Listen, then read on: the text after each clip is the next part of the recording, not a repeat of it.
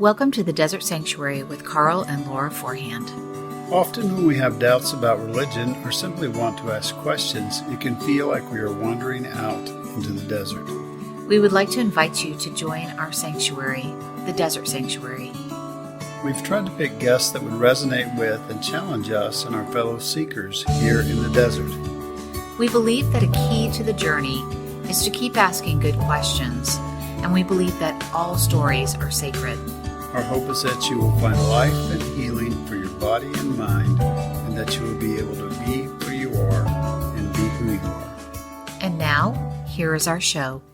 Hey, welcome back. Just had a great conversation on the last episode. If you didn't hear the first episode with Rebecca Lewis-Pankratz, then go back and listen to that first, maybe, and get a little context. But we're going to talk about something different today.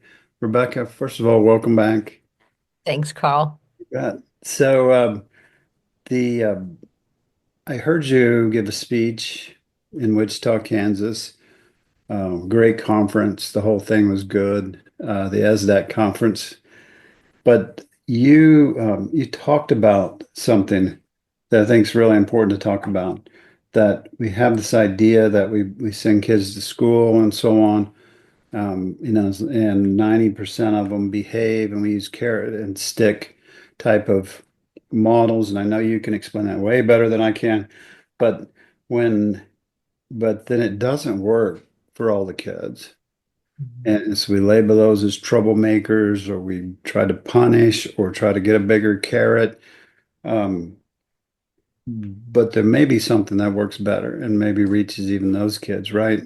And so that's the setup. And that speech was just was on fire. Everybody was listening to you at that time. So tell me a little bit more about that. Correct the mistakes I might have made. Well, Carl, I just always appreciate hearing, because when you go listen to somebody, you can't take all of it in, but hopefully something gets inside and there's a root, a seed that becomes a root. And so, thank you for sharing that back to me. And so when I started working with schools to become trauma-informed places and systems, um, I had a lot of my own paradigm shifting to do about what was really happening with schools and with educators. And what I got in there and I kind of started figuring out was that people deeply love kids and want to see kids succeed, but maybe we're living under a lot of old paradigms and we're using a lot of old practices because they work on a bunch of kids, but we seem to have this unburdened by data. My experience has been 7 to 13% of the kids in the school that stuff's not working on. And those are the kids that are kind of running the school wheels off the bus, right? Mm. And I started to really explore as I was going deeper in with helping reimagine systems. Well, what is really getting in our way? What are the barriers here? And what I found was that there was a whole lot of just chaotic and discombobulated belief systems around discipline and punishment and what was really good for kids. And it all came from a place of love. Like, it's so easy to assign kind of this bad guys approach to people that aren't, showing up to the latest trends in the science. And when I got in and I sat with people and I listened, I realized that folks were, a lot of what I would hear when I would ask questions was these kids that are having these experiences in the school are kids that haven't had enough structure, haven't had enough discipline. And if we don't use this really thin line to keep these kids on, when they start to get off the line, if we don't knock them back on, then we're really failing these kids and we're just basically, signing them into prison.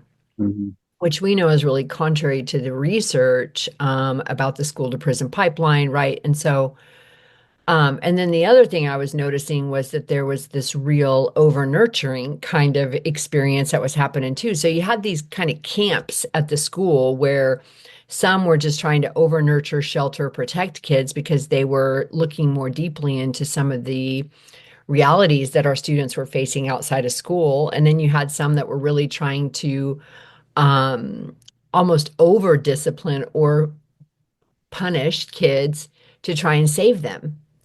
Both were coming from a place of love, Yeah. but they were wearing people out and they were causing division inside the schools. Yeah. So So the that's problems with that is we end up with justice systems where we're using violence to keep people from being violent. You know, or like you said, we also become that in society that we over nurture, like you said, or over perform in churches and love bomb and things like that. But um, but there is a better way. So let's keep talking about that. well, there's a better way, but it's a harder, messier way. And so just to kind of put that out there, there's just not a panacea that we can, but here's from doing this for a decade, here's what I've come up with so far, and maybe this will help people. Yeah. Um, what I really started to understand first was that we didn't have clear definitions around discipline versus punishment. Mm. And in some cultures, some parts of the country, some of these words, I've had people that told me that discipline meant the switch and punishment meant grounding. And so lots of people are showing up to these words with their own context, their own history. Mhm. So I just want to honor that. But groups, systems need clarity. And one of the best ways you can start to create clarity is to have common shared knowledge about words and definitions, right? So I began to understand that punishment versus discipline, people didn't have clarity around that. And so we worked for, gosh, years to really start to build that in schools. And I also like to look at like the anatomy of stuff, right? So like when I looked at the anatomy of toxic stress, right, I figured out, oh, toxic stress is this overactivated stress response system. Well, what creates that? It's this sense of powerlessness and overwhelm, right, Mm. which activates your fight or flight response system. Yeah. And then isolation when you have no support. And so like I learned to kind of look at these big concepts of theory and research and well, what does that mean for us down on the ground, and how do I kind of shake that out into its purest parts to help people understand. So back to punishment and discipline, I really kind of figured that, and I looked, Carl, in a lot of the big names, right, to see, well, can we just use somebody else's definitions because that's going to be helpful. I couldn't find any clarity. So, I started kind of with my team forging this new understanding of how to talk about this. And so punishment really is this uh, an action that creates threat, isolation, and shame, right? When those three things are present, it's a pretty safe bet it's punishment. So if the person that's experiencing it is feeling threatened, isolated, and ashamed, right? We're going to activate all of these things in their nervous system. We're going to re-traumatize them because they know those feelings from other places. So if they have a trauma history, right, we've just been actively a part of re-traumatizing someone. Um, But and we should say it does work it does work on a bunch of immediately. kids, Yeah. right? Yeah. So yeah. And then discipline, right, has this core anatomy of safety, belonging, and dignity. And it is about consequences Mm. that are relational, that are done when both people are regulated, and that preserve dignity, regardless of what a person, an adult, or a student's offense has been, right? How do I show up and say, here's what happened? I want to first deeply see you. Mm. And then there has to be a consequence, right? Because that is part of how we create the cause and effect brain. You can't just let people off because they have a trauma history if they're actively causing harm for other people. Right. So when I got into all this discipline versus punishment, and and I have this restorative background that I've been tuned into for over 15 years, and I come from a background of criminality and poverty and the hood, and so prison and people going to prison and probation officers and POs. I mean, all of that is a huge part of my initial 37 years of life. So punishment was already kind of looming in my life, and then I found out about restorative work and I was like, oh, there is another concept, there is another way to look at this. And so when I'm getting into punishment versus discipline and I'm understanding all these things, it's really important that we kind of understand where that comes from for Americans. And I don't know about before this, but then I talked to people about paradigms and that societies live under paradigms. And and I ask people if they understand the current paradigm that we've been living under for about 100 years, and most about why people do what they do. And most people kind of don't, because at the end of a paradigm, at the twilight of a paradigm, people don't even realize it's a paradigm anymore. It's just the way we do things, right? And so, I ask him, I'm like, well, the paradigm we've been living under is called behaviorism. Mm. And then I ask folks, who's the father of behaviorism? And they're like, oh, Skinner. And I'm like, yeah. And who's Skinner's buddy? And they're like, Pavlov. And I'm like, yeah. And I don't really know if Skinner and Pavlov knew each other, but I'm like, and how did they get their research? How did they control, predict, I mean, outcomes? And people are like, oh, on dogs and rats. I'm like, yes. But what you have to understand is at the bottom of paradigms lives core belief systems that get developed. And one of the core beliefs at the bottom of the behaviorism paradigm is that all behavior is a form of choice. Mm. And if you did it, you chose it.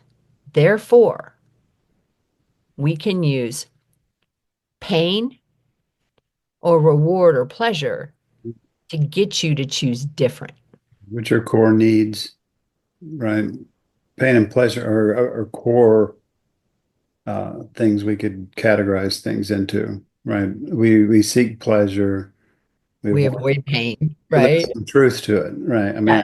Yes, yes. And there's a part in our brain that has a reward system. I mean, and there's all kinds of stuff in there, right? But I would also offer that that's in the bottom part of our brain. It's not in the top part of our brain. exactly. So, Good point. there's this idea that if you did it, you chose it. It's all about choices. Mhm. Well, coming from poverty, I can tell you that a brain wired for adversity and living in adversity does not look at its life through a lens of choice, right? Mm. So, I started to kind of figure out that, Skinner and Pavlov, they were forerunners in helping to accelerate us, move us, shift us into new paradigms. And there's a lot of good stuff that came out of behaviorism. I'm not going to say it's all evil, but there also is a lot of stuff that we need to grow past. And this idea that if you did it, you chose it, therefore we can use pain or reward to get you to choose different. There's a better way because and then I ask folks, Carl, I say, are any of you parents in this room? And people are like, yeah. And I'm like, did any of you ever wake up in the morning and think, man, I can't wait to make my kid feel slow, stupid, and weak today? Mhm. And everybody just kind of looks at you and like, no. I'm like, yeah, I've never met anybody that's done that. I said, but how many of you have gone to bed at night and laid your head on the pillow and just were like, man, I blew it today, right? And I'm like, did you choose when you blew it? And people are like, no. I'm like, well, what was happening when you had that behavior? Mm. Well, I felt out of control.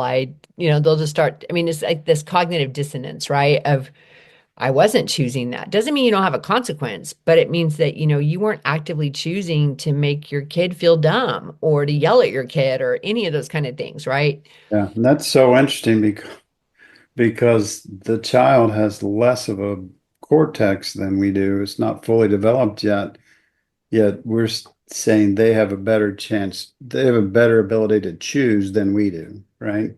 Well, I just think we just all kind of bought into this assumption, Carl, that if we have behavior, we're choosing to do it. Yeah. And what I push back on people is I guarantee you that, just yesterday, Carl, my husband comes home. He just went and did disc golf. He worked 60 hours last week, and I was frustrated because I couldn't get the spade shovel into the dirt because I'm getting older and weaker. And by the time he got home, I was so mad, right? Yeah. And and last night before bed, I had to make an amends to him because, I didn't treat him well because I was frustrated. There's many different ways I could have shown up to that, and the way I showed up to it was wrong. Yeah. But I was in a frustrated part of my brain, and I'm not proud of that, and I'm not excusing that, but I'm telling you, at 51 years old, I'm still showing up outside of how I want to show up. Right. So I guarantee we've got 8, 9, 10, 14, 15, 16-year olds that are way less capable of, Right. acting Right. decision. You know what? It's really important for me to imagine what should I have done instead. I should have gone to him and said, "Hey, I'm really struggling with this, and I feel weak right now because I can't get this shovel to break this dirt. Yeah. Would you help me?" So back to the whole paradigm thing and the behaviorism thing, we are choosing when we're in the cortex, when we're in the our front part of our brain, we are actively making decisions, we are planning, we are deciding. But unfortunately, I have the propensity, just like everybody else, to get this experience to knock my thinking brain offline and put me into a survival reactionary part of my brain. Yeah. So, what I tell people is that punishment in schools, and I think in churches, I think in communities, Carl, there's this idea that if we are swift and we use pain, especially with children, Mm. then we can get them to choose different. And kind of what I help people understand is that that approach works on a bunch of kids, but then there's this small group of kids that I always tell people their brains are already in pain. Mhm. You're not going to be able to use pain to change a brain that's in pain. It works for them, we should say, it works for them in the immediate, but it also may cause more trauma, right? For those ones that it works with, it works right now, Yes. So, right? yeah. And you hear this a lot with people, Carl. They're like, well, I hear that I got beat when I was a kid and I'm okay, and I would And that person's never the poster child for I turned out okay either, usually.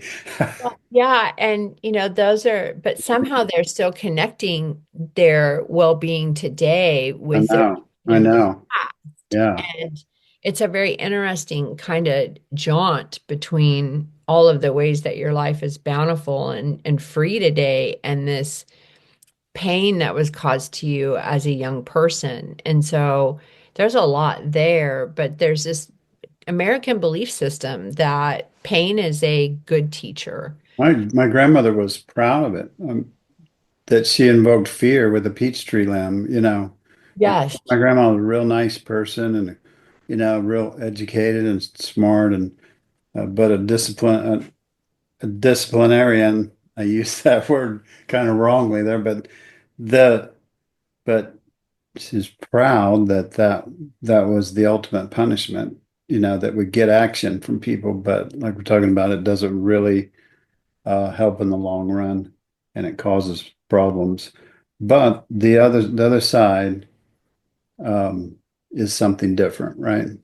So this, Yes. And so, to kind of just even emphasize a little more what you were saying, when I help teachers, when we think about the 88% of kids that punishment works on, that you get a quick behavior change, I always tell people it doesn't mean that it's good for them. And then I take folks into their own experience. I'm like, have you ever had a boss that you felt punished you that caused, you to feel threatened, isolated, and ashamed? And people, if they're over 25, will start kind of nodding and they they get that look fired on me. their They face. fired me. And then I'll say, and have you ever had a boss that when you did something wrong or made a mistake that you felt like disciplined you? They preserved your safety, your belonging, and dignity. Maybe even let you go in a way, Carl, that, preserved those things in you. And people are like, oh, yeah. And I'm like, so, my question for you is punishment, in light of your own experience, the best route to take for building healthy, whole, connected people? Um, and so I do a lot of work with the brain and cause and effect, and how do we help kids with fight, flight, freeze brains develop cause and effect brains? Well, you can't over mother them, Carl, or over nurture them. Nurture is important, but you can't just hold them and cradle them and let them off for, the things that they've got to learn and grow through. But you also can't just come down with a hammer Hmm. if you're, and so helping people understand how to really grow a fight flight freeze brain into a cause and effect brain is through connected relationships with people that are committed to your story for the time that they are in yours, and discipline, which is consequences, right? The Um, relationship again is really important. it- Okay. Relationship with consequences, right? Mhm. Because we need to grow that cause and effect part of our brain, which is, up in our cortex. And so, but if we're using pain or shunning or threatening or isolating or shaming people, it's going to automatically send them to a different part of their brain. So when I was in high school, I stole a cassette tape, and this will date me with you may be able to relate. It was Saturday Night Fever, the Bee Gees, the greatest hits or whatever that was that had all those songs in there. And I stole that on a trip and got caught, and the store owner let me go. Um, my principal did not let me go. He questioned me for 2 hours. When I finally just gave up and admitted, okay, I did it, he had a huge paddle. It was more like a flat bat. And he was 6'7" and 300 pounds. And he gave me two swats. I didn't feel the second one. I was literally um, more than sore. I don't know how to explain it.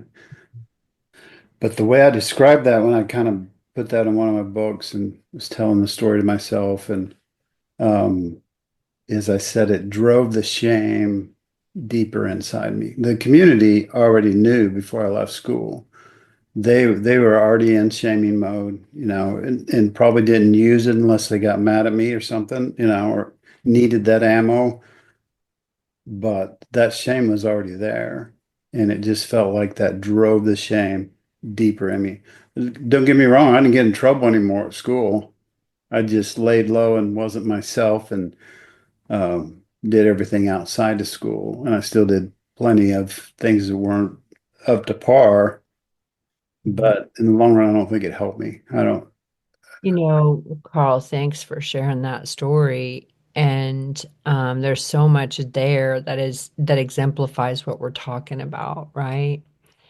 And first of all, the re-traumatization of your nervous system. Shame is I am bad, guilt is I did something bad. And so when you're using restorative work, which we train with schools, you're creating an environment where people feel this draw towards becoming accountable to their behavior, right? Because of the people in their lives in circle that are there. And it's like, oh, wow. And so there's 100 different ways that that principal could have showed up to that with you. And I'll bet you, Carl, I don't know where that guy is today, but I bet you those moments with that, he's probably older now if he's still alive. I bet those are some of the things that haunted him in his older years, right? But for some reason, we were taught this is how you help kids, right? But really, what happened is, the reason that you stole that cassette tape was never even explored. A way for you to make restitution to that action and to your community was never on the table. And instead, it drove your emotional self deeper into hiding. Mm, And I'm sure it came out in a whole lot of other ways, right? And yeah, so for sure. that's what I always tell adults. I'm like, the reason we have such a hard time doing this with kids is because nobody did it with us, Yeah. and to kind of tag our mad, sad, glad, and afraid, and our ability to sit, and Ross Green has done an incredible job. Anybody that's listening that's had some challenges with raising kids that aren't like don't seem to be like everybody else's kids. Mhm. He talks about the behavior is the signal. It's when we have a kiddo that has a fever, right? That fever tells us there's something else going on. It's the signal. So the behavior is the signal. That's where you get this all behavior is a form of communication stuff. Mhm. And so when you got a teenager that's out there stealing stuff, something's going on with that kid, right? And we need to figure out what it is. And yeah, you need to clean up the mess you made, Carl, but Mhm. we don't need to use pain Mhm. to convince you that, which I know that probably wasn't that principal's approach wasn't to convince you that you were worthless, but that type of experience just brings out this, well, there's more evidence that I'm a piece of garbage, right? Yeah. which is that shadow stuff we talked about in our last podcast. I'm writing a whole novel right now, just trying to unpack that, Mhm, not just in my life, but mhm. how all those things kind of work together. And you end up at 50 or 45 or 40 going, what happened to me, and Carl, we passed this stuff down because it was passed to us, and that's called The River of Cruelty. mm, Alice Miller wrote a incredible book called For Your Own Good. And most of us, if we ever did get spanked or hit, we would hear these things about this hurts me more than it hurts you, and this is for your own yeah, good, And yeah, it's heard no that. wonder we pick those practices up and we use them with kids, Yeah, right? And so uh, yeah, but to just kind of help people understand that there is some real value to exploring discipline versus punishment. There is some real value to asking yourself, do I have the belief system that I need to use pain to teach someone, a child or otherwise, to choose differently? Where did that come from? mm, Is that really the right way anymore? What's the cost of that for people? Or am I on the other side where I just want to love everybody until they're better? Because that also can cost a society, it can cost a school system, it can cost, when we don't want to have the hard conversations and hold people accountable. And Carl, that's the side I live on. I always have to be on watch for that, right? Because yeah, I don't want to make people feel bad. right. And I almost just want to be like, well, they've got all this stuff going on and da da da da. And so it's been a real journey for me too to learn to just show up and try and hold people accountable. And especially with adults, right? Kids don't have a lot of choice. I mean, we got a lot of power over kids, whether we want to admit that or not, in our school systems and our churches. But Mm, with adults, trying to hold adults accountable and not everybody wants to do that, right? But when you're leading people, when you're working with people, there has to be this constant pursuit of love, accountability, with kids, discipline, and it all has to be wrapped inside a secure relationship, right? yeah, so good. I think my brothers and I were so rough that punishment didn't work very long for us, until I got to high school and the guy had a bigger bat. So um, if you're a Christian, discipline is highly stressed, but also there's the other side of it too. That's part of that story. We want um, we would love to, not respond to people wrong. We don't know how, do we? I mean, we either, like you said, go one way too far, go way on the other side. Is there a phrase, that would help us get started into that that's not, is it something like what's behind that, what's beneath that, or what's that about? You know, Carl, it brings up, yes. And so the mad, sad, glad, and afraid, if you're teaching that with people, if you're promoting that in your churches, in your schools, and you're helping people understand we're supposed to be exploring these emotions. And the whole goal of that is to help people understand when they're feeling sad or afraid so that they don't have to externalize through behavior, right? Like that's kind of that kind of deal there. Um, but the other thing, I think the other thing is to be in community with other people, talking about what's really going on, wherever you live, serve, Relationships again.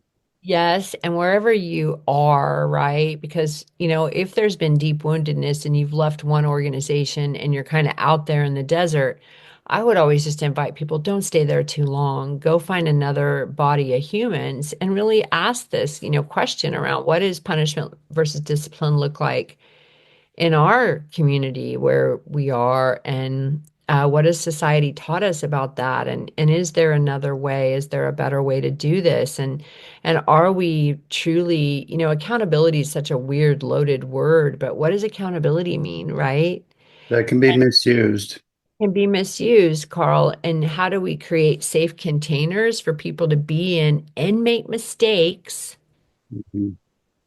and not shun them or shove them out, Right. how Yeah. do we make strong containers where accountability, discipline, consequences are all a part of catalyzing deeper connected communities? Yeah. We're talking about schools, right? But I'm also talking about life and community because we have this, I'm sorry, we do. We have this kind of cancel culture. If you screw up, we'll put you out and then we'll blast you all over whatever. And that can be so like that is just erodes at our social fabric. How do we invite people in, call them in, and Yeah. at least create opportunities for folks to acknowledge harm and do restoration?